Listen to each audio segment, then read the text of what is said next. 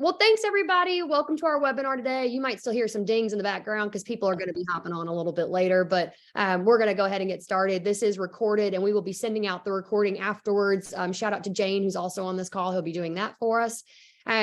Partnerships are a really incredible tool that the public sector officials can use to make sure that areas get served and get served well. And then you all being a part of that is a really interesting process. And that's really what we want to talk to you all about today is just partnerships. And so, Alex, you can go back a few slides. I'm sorry. Yeah, sorry, I'm going off the rails here with You're fine. Introduction. Great.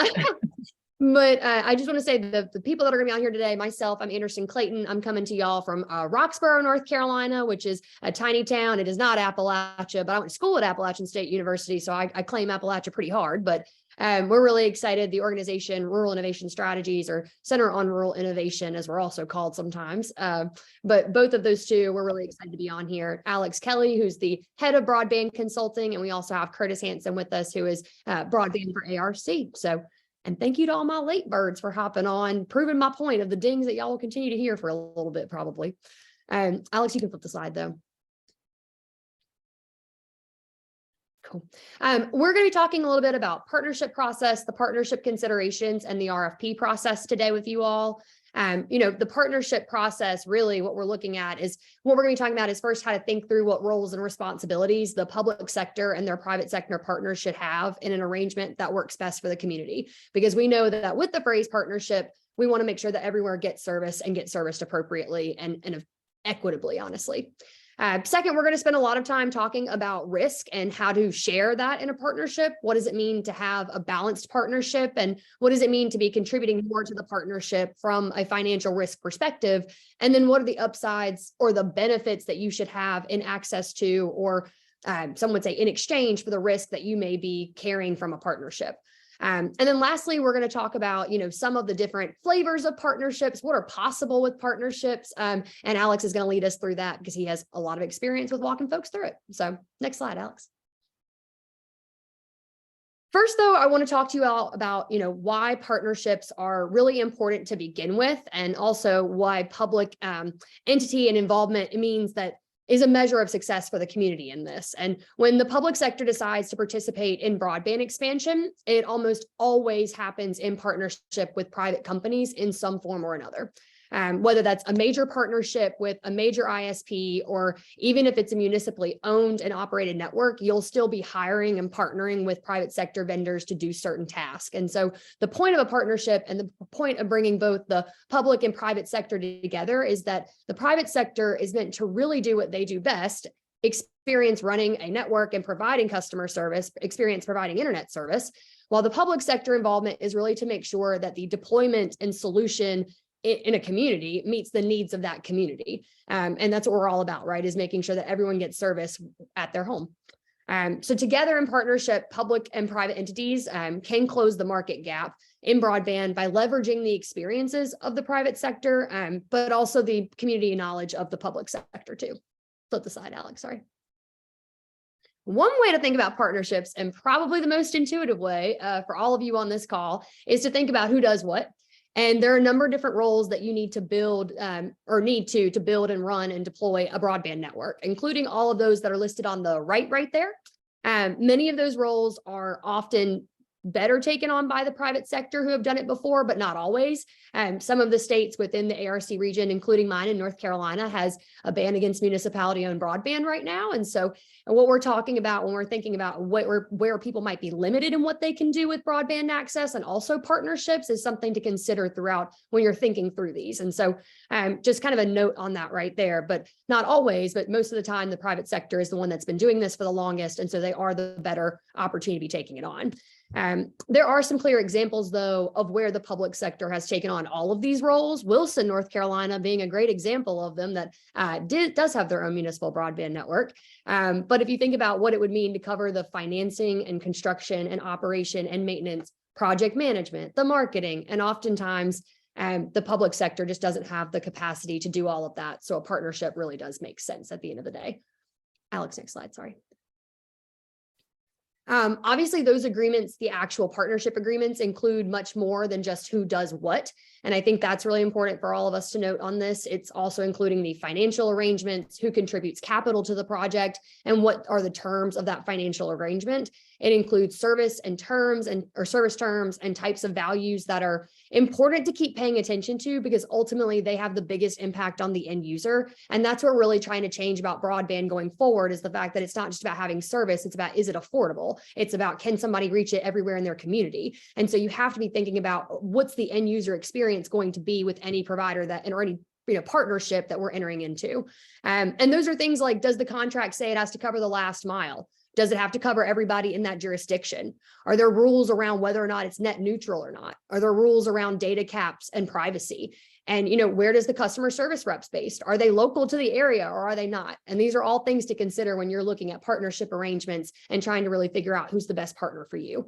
All of those different factors can really have an experience and an impact on the experience of the end user. And when the public sector name is on something, or when, in general, when anybody's name's on something, you want constituents to have a really good experience with it. And so part of this is making sure during your partnership arrangement that you're getting the best deal for your people at the end of the day, which is a big part of all of this. Alex, last slide. So the last thing we want to talk, or I want to talk about, at least before I give it over to Alex Kelly to take you through the rest of this, is just we have some rules of thumb about risk, because we've far too often seen the public sector can sometimes be encouraged to enter into partnerships where they're contributing financial resources to the project and in fact taking on risk, but they're not receiving the proportional, I would say, access to the upside and proportional gain and benefit despite the risk that they're taking on. So risk is a concept where, like, if you're taking on risk, you should be able to have access to the reward if things go well. And that's absolutely true for the public sector involvement in broadband. So the first thing everyone can ask themselves in any partnership that you're entering into is, who is inputting the capital and what are they getting for it? And I think those are the two main things that you should come out of this with. So Alex, I'm gonna pass it over to you to walk through the rest of it, but thanks y'all. Awesome, Anderson. So I'm going to talk a little bit about how to start evaluating the possible partners that you have in your area. Every community in the country has probably a handful of possible ISP partners that are worth considering, which is great. You want choice and you want that flexibility. Some of the main categories of potential partners are, first of all, the incumbent local exchange carriers, where, if you remember all the way back from our first webinar, those are essentially the legacy phone companies in an area. They often offer DSL service for internet. Some of them have started to upgrade to fiber service, especially in certain areas. Another category of common partner, especially in rural areas, would be electric cooperatives. And again, this depends on the state in terms of what's legally what legally they're allowed to do.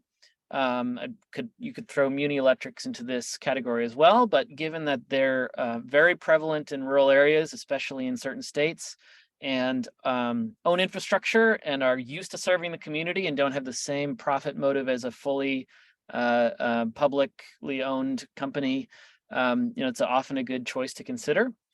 And then there are competitive ISPs, and these are entities that don't have a service area footprint that's static. They build where there's opportunity, and they're always looking for more opportunities. And so we're going to talk through these categories and what to kind of think about when you're looking at partners of these nature. So the ILECs, the phone companies. There's a lot of advantages to considering partnering with these types of entities. For one, they often own the utility poles in the area, or at least a portion of them, or they own space on those poles. And so building broadband for them is often far cheaper to do than the other entities I just described, right? That is really the main thing that they have in their favor. They are able to build out at a much lower cost than a lot of other companies, especially because they own the infrastructure. We've seen a number of really, really great partnerships with phone companies where the public sector helps provide a little bit of subsidy so that they can build a fiber network on their infrastructure out to the last mile. And what the public sector typically does is provide enough subsidy to get their costs down to what they are typically used to seeing, just to kind of make their return on investment pencil out for the whole network as to what they're used to in the dense areas. When we see these when we're working with public sector leaders who are cautious about this type of partnership, they're usually thinking about a couple things. One, they're thinking about whether they believe that bringing competition to their area is a necessary thing they want to work on, right? Helping the ILEC who's already in the community expand further. That's not introducing competition. We like competition here in the US. You know, it can be a useful tool to help bring prices down or improve customer service, for example, and this type of partnership doesn't always do that. Because these companies are often over 100 years old and they've been in the community forever, and they're just all of them are operated differently. We've seen some public sector leaders hesitate to enter into a partnership with their ILEC just because there's like historical reputational issues, right? Not painting them with a broad brush, it's really different in every community, but people have talked about that before.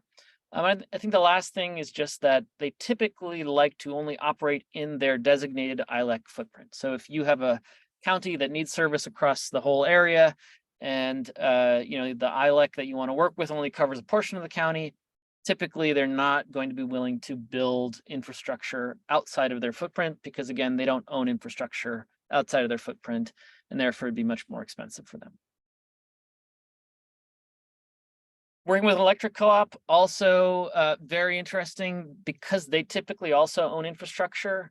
The deployment there can also be faster and cheaper, which especially you know, today when it's hard to get access to equipment and supplies and things on poles and construction crews, right? Working with someone who has a familiarity with infrastructure that owns bucket trucks already, that can be a huge advantage.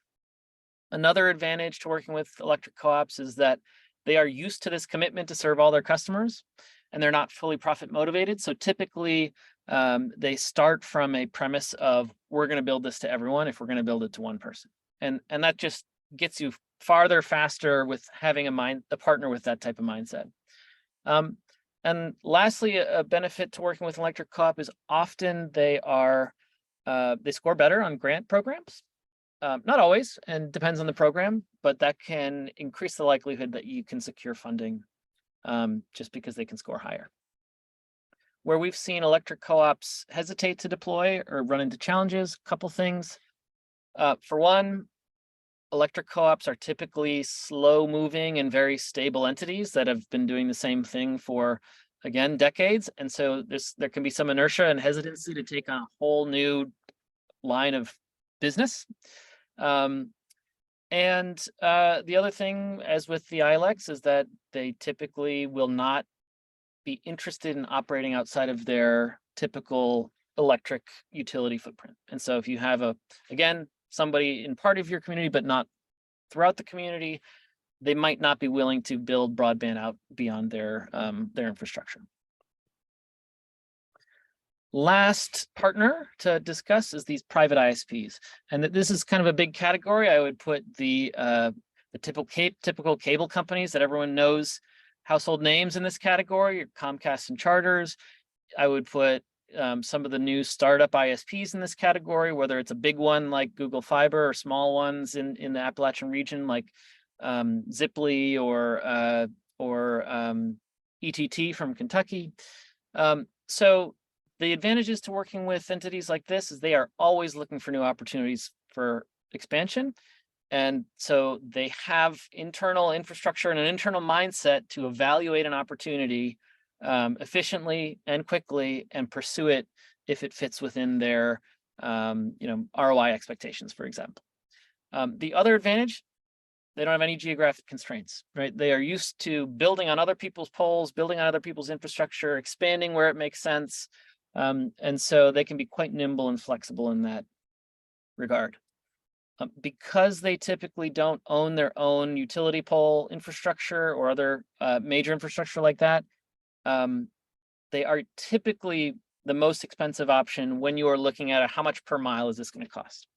Not always the case, and again, because they're looking for opportunities, They're often willing to contribute their own funding to an expansion, but we've seen typically they can cost a little bit more to deploy the infrastructure.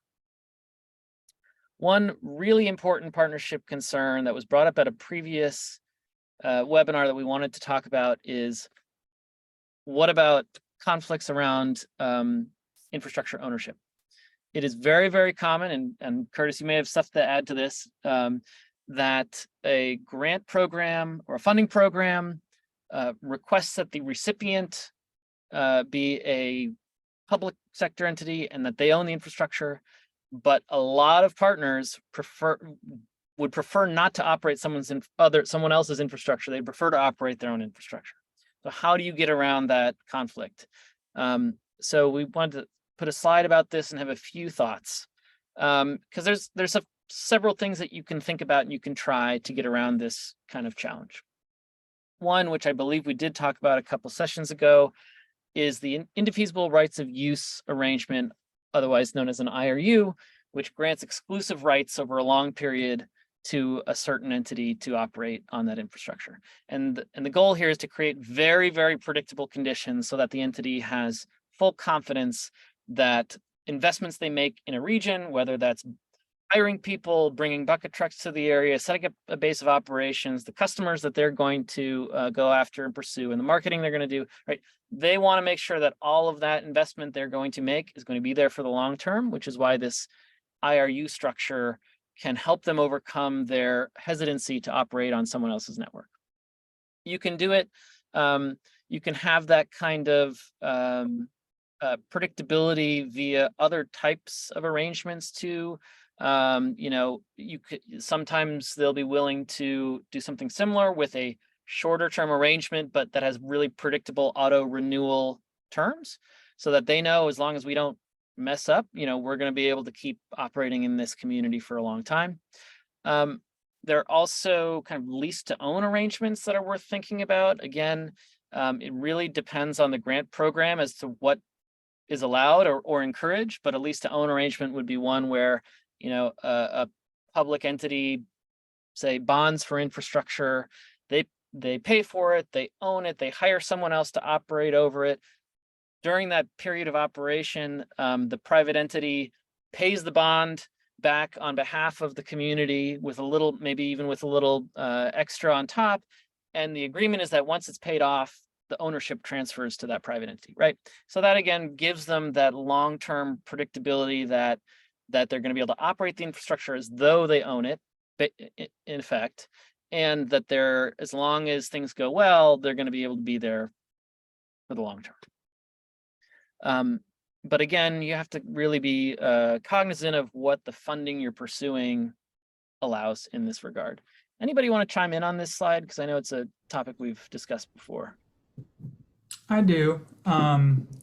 So you're right that especially like ARC grant dollars, when they're going towards the construction of infrastructure, they do come then with the 2 CFR 200 regulations that say the federal interest in that investment has to be protected for the useful life of that asset.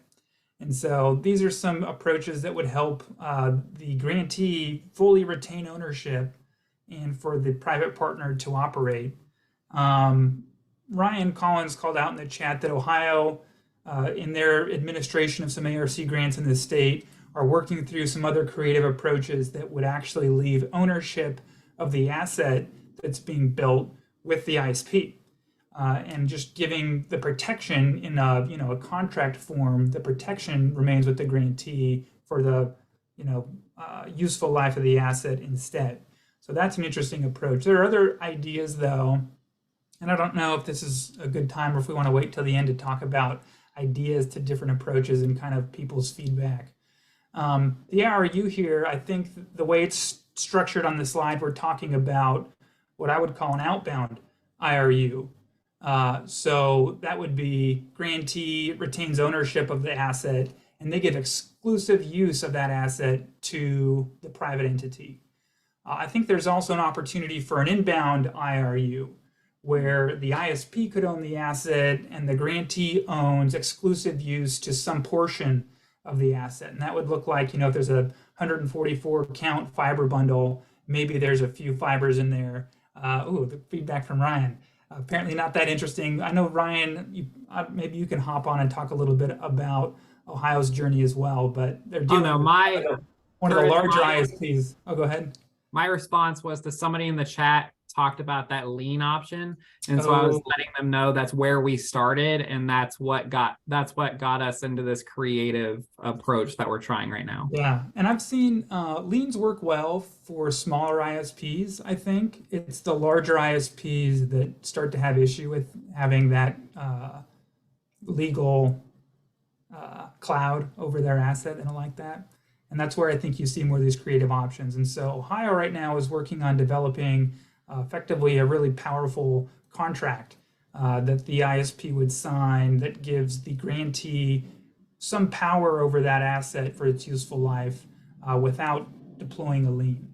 So they're working with the state of Ohio's legal team and the ARC's basic agency in that area, the registered state basic agency, to hammer out all the details as they're working with one of the biggest ISPs in the country, which is pretty exciting to be able to find a middle ground there. Another option that I'm interested in getting some feedback on from folks. I know folks on the call are from all levels, right? We've got people, I'm recognizing names from the state level, the local development district level, the local level. We have some grantees, some aspiring grantees. So one approach that I'm interested in hearing your feedback on would be, rather than going down a construction grant route, what if instead ARC were to make a grant, a non-construction grant for the prepayment of services, which would mean that there's not, you're giving money to the grantee for the grantee to go out and get a contract signed that says that over, after a certain period of time, that private entity will have made broadband services available to the project area. And if they don't do that, then they have to give the money back. And if they don't keep broadband services there with certain stipulations similar to the BEAD program around affordability and consumer protections, that they would have to give the money back. So that's one option that is being looked at right now, and I'm curious to hear folks' feedback on that idea.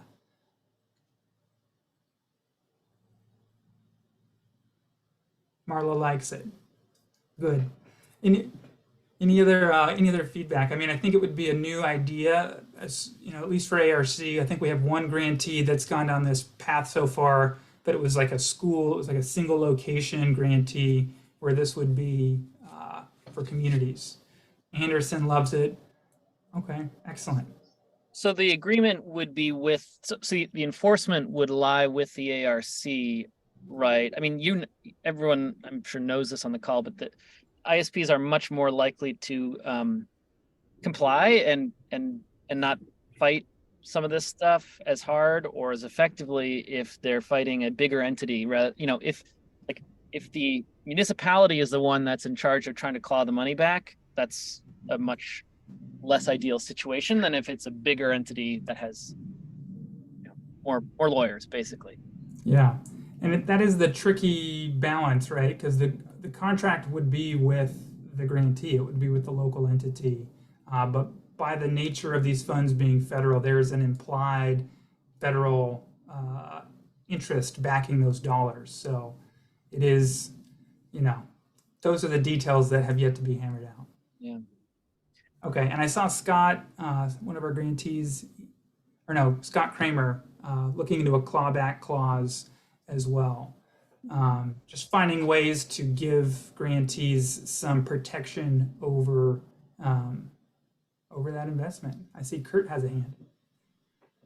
Yeah, we've pretty well incorporated that into our project as well. I mean, they have to provide, it was a middle mile line for everyone's backstory, but they also have to provide fiber to the home service at a competitive rate to 50 unserved households.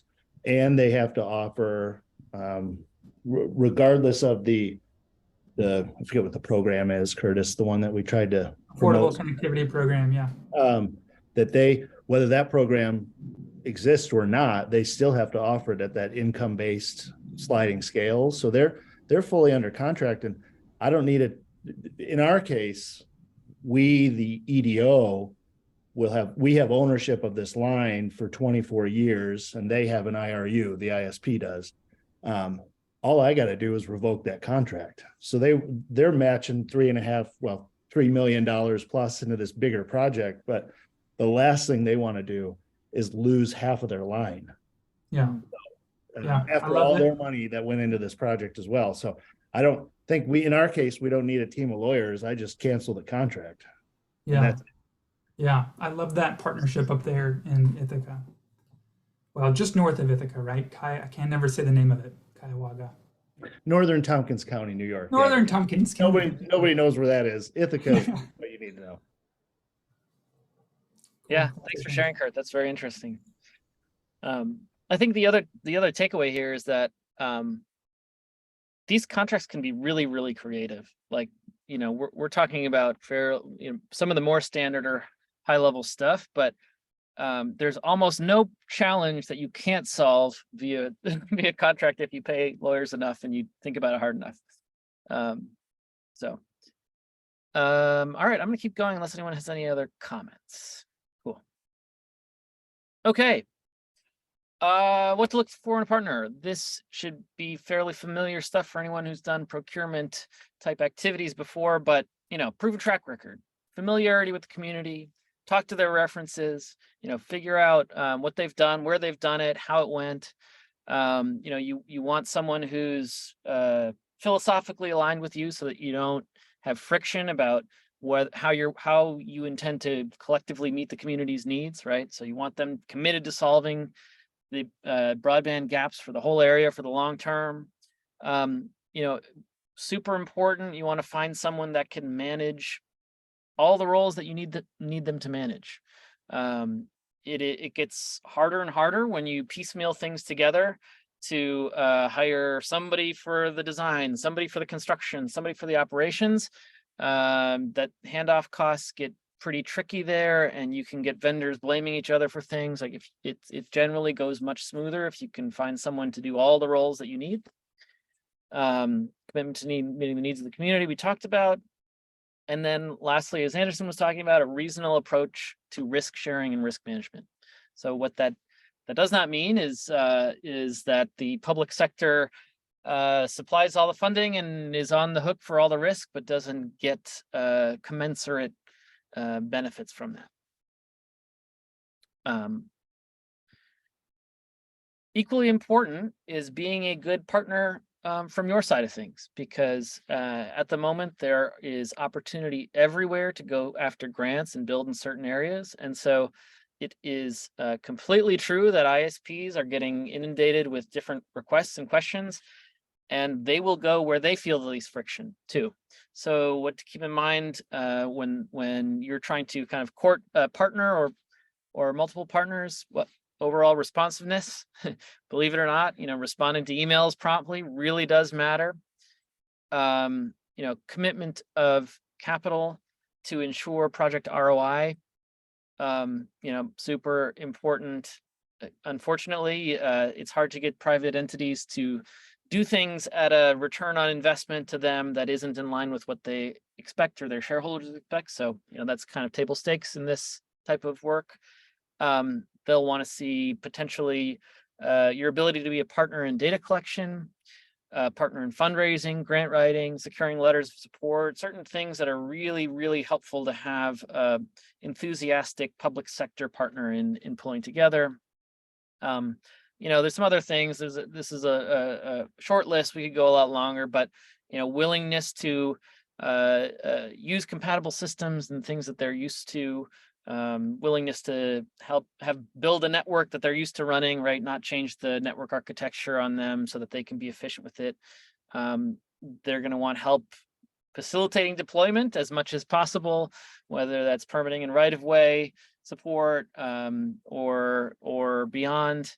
And then a kind of enthusiastic partner in promoting the partnership and marketing, right? They don't want to work with a community that's not going to be excited about what you're doing together. And so to the extent that you're able to send out a press release and talk about it publicly, what's going on. They're really supportive of that.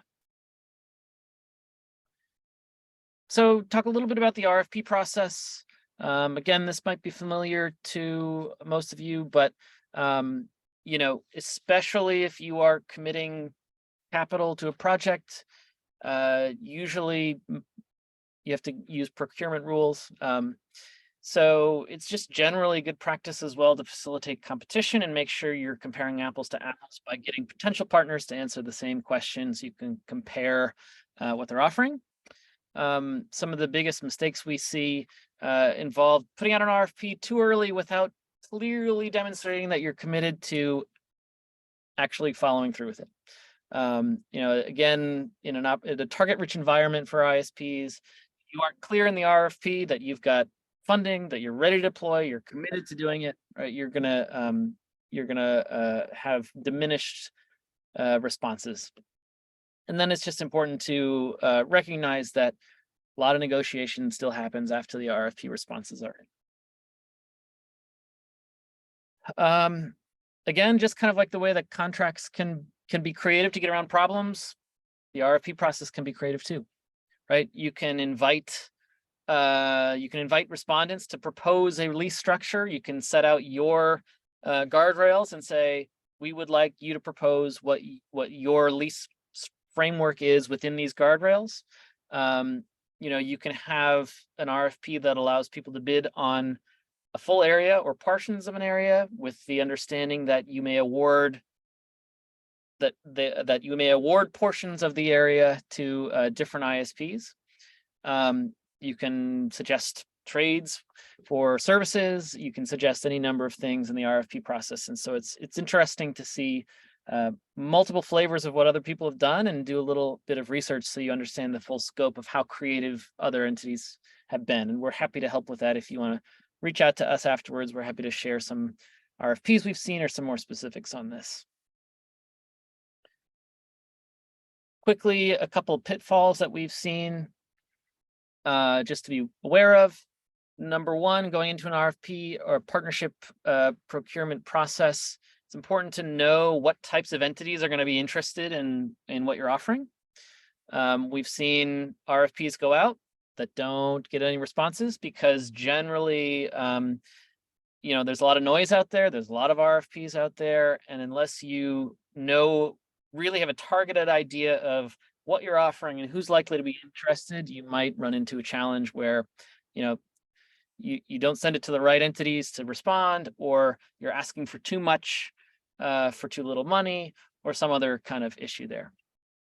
Not knowing how far funding should get you is another kind of common challenge we've seen. It can feel like a lot of money when you're saying, well, we've got $2 million or $3 million of ARPA funds that we want to put to this project. But if you're asking for coverage over a really, really wide area, $2 or $3 million might not be far enough. And so you might not get any responses. Conversely, if you are offering a lot of money and it actually shouldn't take that much, you run the risk of overpaying. So it's important to kind of do your homework and kind of gauge the how far your funding should get you in this type of endeavor. And then lastly, I would say, you know, not knowing who is likely to bid is another thing that we've seen before. It's really useful to talk to all of your likely bidders beforehand, just to understand what they're interested in. Make sure you're not putting a poison pill in the RFP that would turn them off from the process. Because again, you want a lot of bids, you want choice, you want to encourage competition. You know, we might have, oh, sorry, that slide was supposed to be skipped. We covered it already. Last one here.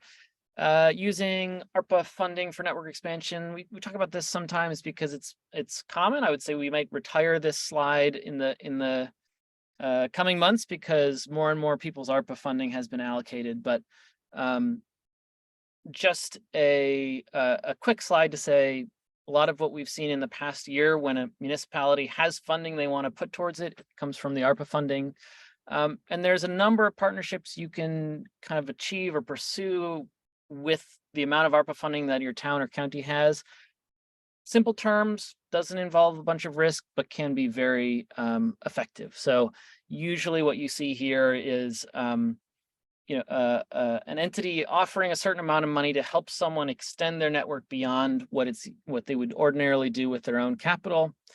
And this is where planning and all the kind of rules of thumb we had in previous slides come into play, because you want to know, well, this amount of money should get me this amount of network, especially if the entity we're working with is expected to contribute the kind of amount of funding that they would typically contribute per passing for their own expansion, for example. And I think that's it for today, but I'm excited to get to questions because this is a fun subject. So we'll come back to this at the end. Let's do conversation though. What did I miss?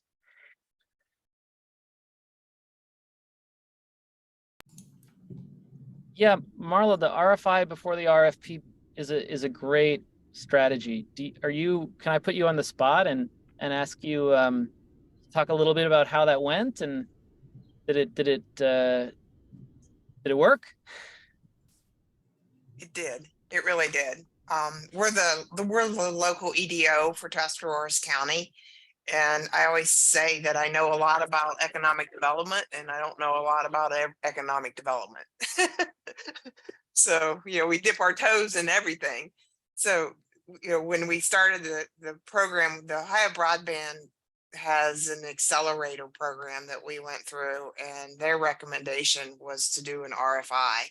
So that helped us narrow down the questions that we ended up putting in the RFP. And did you get a response from, did everyone who responded to the RFP also respond to the RFI? Fantastic. Sure did. Great. They did. Yep, they did. So we ended up with 5 and 5. And did you I'm going to keep asking questions. Yeah, no worries. Did you how were you able to communicate in the RFI that you were really serious about going through with this, and this wasn't just an information gathering exercise, it was leading to a real thing, Alex, that's a great question, because our county appropriated and set aside $1 million. So we led with that, and knowing that it's not enough money to deploy in our rural mountainous area, but that was our launch pad. Cool. Ali asked a question in the chat, and I'll give an answer to that, and then anyone else can chime in. So the question is, do you have to work with an ISP only? Can you work with an engineering construction firm and then involve an ISP along the way? So I would say you can. I think the things you have to navigate when you involve multiple partners like this is, some ISPs, if they're smaller, they are used to outsourcing their construction and their engineering. Some ISPs, if they are bigger, they do all that in-house. And so if they're bigger and they do it all in-house, they're going to want to continue doing it all in-house. And so they will be more hesitant to agree to have someone else build a network that they basically want to build and could build cheaper on their own. So I think you kind of have to figure out what your path is and have a good idea of how it's all going to sequence in order to know whether that's a useful thing to consider or not. And I would also say that, there's many different ways to engineer the network. And I'm not just talking about, you can do active Ethernet or GPON. Do you have pre-connectorized drops? What splitter ratio are you using? There's all sorts of things that your ultimate ISP partner will likely want to have a say in, because again, they'll want it to match the networks they're used to operating. And so if you get too far down the line of designing and building a network without an operator, you can get into trouble when finding that ISP partner, because they may have another idea of how they want to do it. Yeah, I would underline that as well, Alex. I mean, from my prior role where I was the person at the ISP whose team was responsible for building out new network areas, the times where communities had come up with an engineering plan ahead of time and said, great news, you can come build this. The amount of times that it worked with what we had in place or our plans that they didn't know about yet were exactly 0 times. It was helpful that they had kind of a ballpark idea of how things should work. But there's always that risk that your eventual partner, it just doesn't work with their topology of their network and how they're trying to build into your town. So I think there's value in it, but I wouldn't invest too much money in going down that path first. I mean, there would be exceptions, like if you're just looking to build conduit down the main street of your town so that there's conduit there so that one day someone can run fiber. That's something you can kind of assume everyone's going to figure out how to use in their design. But the closer you get to a network that needs to be operated at the end, the more you're going to want to know who's going to be operating it. Yeah. Great question though. What else? Anybody also have a story to share about your own partnership formation process? It's really been super useful to hear what people have already gone through and hear your tips and tricks.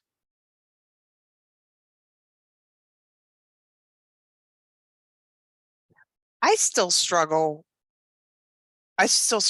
with fixed wireless or fiber to the premise. And it's 2 different providers that we need both. Mhm. And as an economic developer, the full transparency, I feel like sometimes they're competing against each other. And, I'm like, no, you're not. Oh, we need both of you because and they both don't do this. They don't do wireless. So you Mhm. got to have both of them in a rural area, in the mountainous areas. Mhm. And is that are they both your existing partners now, or are they potential partners? Yeah, they're both. But You're both existing and potential. right. Yeah. No, that is tricky, and we've run into that as well in other areas where they're in competition with each other, but that doesn't mean they should be feeling like they're in competition with each other via you, because you're you know what I mean. And look, I think it's every state and the NTIA are coming up with their own ideas about at what point do you switch from building fiber to fixed wireless due to cost. And so I think what one thing that's kind of could be nice is once your state and the NTIA come up with what they're determining as high cost thresholds and different, they're going to put out different guidance about, how far they want to extend fiber, and then after what point should you pursue wireless. You can point to some external decision when you're working with these partners to say, look, we're going to follow these guidelines. We don't have to argue about it. These are the extra high cost areas, and if we can't get more money to fund them with fiber, we're going to go wireless, or whatever the case may be. So just can be nice to not be the arbiter of those 2 competitors, basically.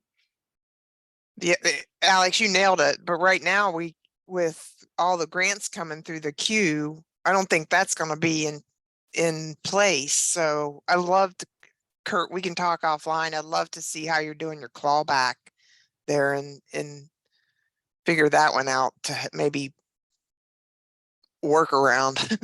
I'll put my email address in the chat and you shoot me a note. I'll share with you whatever we got. But if I may butt in here for a second, I think largely it was dumb luck. When we announced the grant, we did our standard press release, and then we've got ISPs sharking all over the place looking for the deal. Just give me the money, I'll do it for you. And we realized that this was probably a hotter ticket than we thought, and we backed up and hired a consultant to help us kind of evaluate the market. And ultimately, we didn't have enough money to do the RTI process. We had to cut something. And that's what we cut, and we went right to RFP. And really, it was based on the calls that we got, and just unsolicited looking for that project money. And so we thought, we bet there's competition out there, and we're going to see what the market demands, and they all went after it. So this is my one experience. I don't know if that's common. I by all means do not use this as your model, but if certainly if I can share with you anything we have that we did, I'd be happy. I'll share the consultant findings, the contract we have, whatever you need to see. Mm-hmm. I think, it's a great experience, Kurt. Whether it's common or not, I think depends on where you are. I think there's a real lack of potential partners in certain areas of the country and in certain states in particular. I know, for example, for whatever reason, West Virginia, there's just not a lot of ISPs, unfortunately. And so I think you might be in a lucky position geographically, because it seems like you had a number of entities that were felt that they could apply. Might not be shared by others, but seeing those, if you're willing to share that information, that would be fantastic, and we're happy to make sure it gets to everyone, because that could be very valuable. Yeah, I know of one of our grantees in Eastern Kentucky. They're in a very economically distressed part of the country, and they've run 2 different RFPs and have gotten effectively 0 responses. And it's, their county doesn't have a lot of money in it. And it's also just an area where there aren't a lot of existing providers. And so for someone to go all the way into this town has been too tall of an order. And that's really prompting a lot of these looks at different alternatives to ownership that we could help them with, so that they can find a good partner. I'm curious, I love, Kurt, your example, and Marla as well, of, we've got partners kind of lined up out the door. That's great. I love that. Has anyone on the call dealt with the struggle of attracting partners to their project that they'd want to talk about? You could be vulnerable with us for a minute.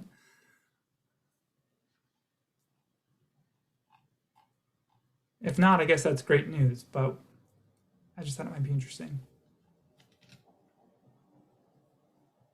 So I know something that we're doing here in Ohio, Curtis, is we have one county in particular that we have some issues attracting respondents for RFPs or to any projects within that county. So one thing that we are taking a looking at and doing is the state had a broadband program that they did. And so taking unfunded applications from that and building them out through other means, because the state program fits the procurement process. And so they were able to attract someone to the area, even if we weren't able to. I'm trying to think of how, and I remember hearing about that project, but I'm trying to think of how that could be replicated somewhere else. I guess it's dangling an even bigger pot of money in the region just to see if interest can be sparked, and then using that as a jumping off point. Yeah, that's probably the best way to think about it. It's just, this question is a hard one. It's like, how do you bring ISPs in, especially if you only have large ones in your area, to try and attract them to your project? I see Jen Gregory from New York. Yeah, hi Curtis, hi team. So, we've been in that position before. And so here's something that I've noticed. And Curtis, maybe you can share with this. I feel like sometimes our grant applications are marketing materials for a region. So we had, we applied in 2021 for NTIA. We weren't selected.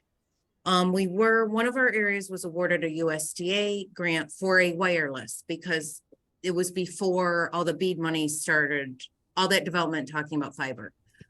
But what we found is there was a company out of Florida who picked up on one of our communities that we're running the wireless for. And we're like, well, how are they finding out about this? So there's that thought that, okay, how are we packaging this? And like, if you package it across the area, put it out there where all these gaps are. Yeah, We have that influence. Now we're a little hesitant to get on board with that, because will they come through? Will this last? But Curtis, like, what happens to those great big grants that we submit? Are they foiled sometimes by consulting firms? Good question. I mean, it's tough because again, putting on my former ISP planner hat, if there were some map I could go to that had all of the different funding subsidies that were available, and I could say, oh, look at that, there's a whole chain of projects I could string together because this community got $1 million grant and this one has some county money set aside, and I could zoom out and find more money along a meaningful route and a project at scale. Then as an ISP, you can start to stitch things together. It reduces your overall level of risk and it increases the interest from the executive team, because that's a project that they could go get independent financing for, so it doesn't come off their books as directly. And there's like a whole, like the bigger the project, the more interesting it's going to get. So I don't know. I don't know if that necessarily answered your question, Jen. It does. I mean, this may be an approach Yeah. as we go through this process. You know, we always talk about building upon scale. Yeah. Then you can promote to those ISPs that are willing to look at that, promote buying the fiber, going through the counties with any zoning ordinances or such, permittals, pole attachments.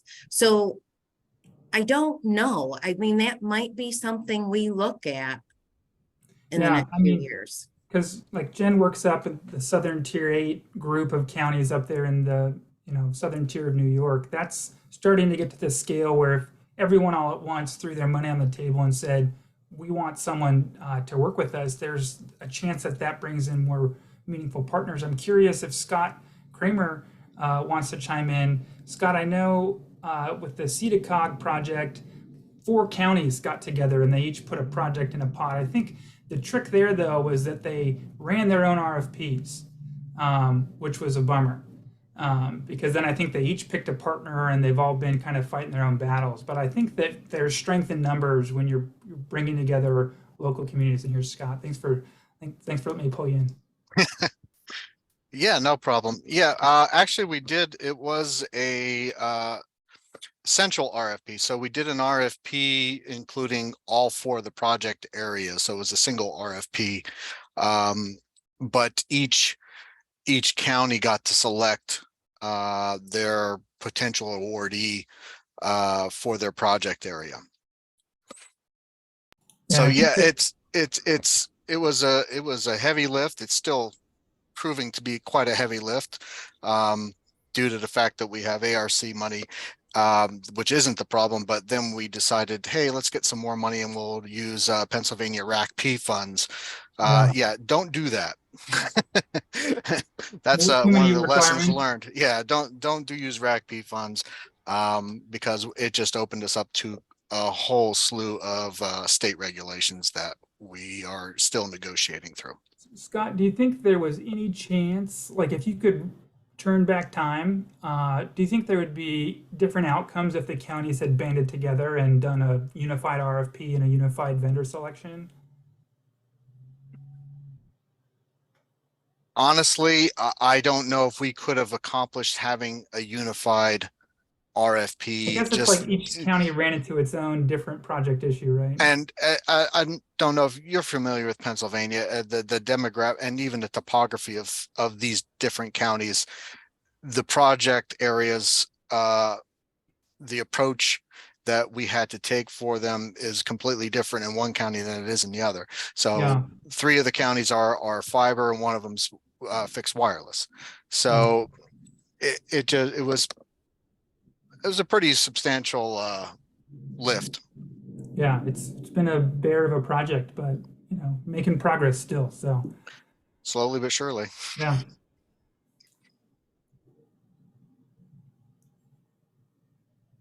And thanks for dropping that RDOF link, Jeff. I think it's still loading for me, or maybe I haven't clicked on a layer, but not all the maps have taken Starlink off. So remember that Starlink didn't get their award certified or whatever, so they're not making any areas ineligible anymore. And Alex, I don't know if you have other questions, because I know you have that last plug, right? Yeah, let me pull that back up. Wow, this hour went fast, I have to say. They always do. This is a lively bunch. So we've got 2 more sessions, funding and financing next week, the week after digital inclusion planning. Just reiterate that we are always welcome to have one-on-one conversations. We'll make sure that when we send this recording out, you know how to get in touch with us. Again, this work is all brought to you by broadbandhub.org, place to ask questions and get advice from independent experts and peers. And yeah, want to sign up for the hub, you can chat with each other, get case studies. We post things there all the time, or of course you can always reach out to us directly. So with that, I think we did good work today. Thanks everyone.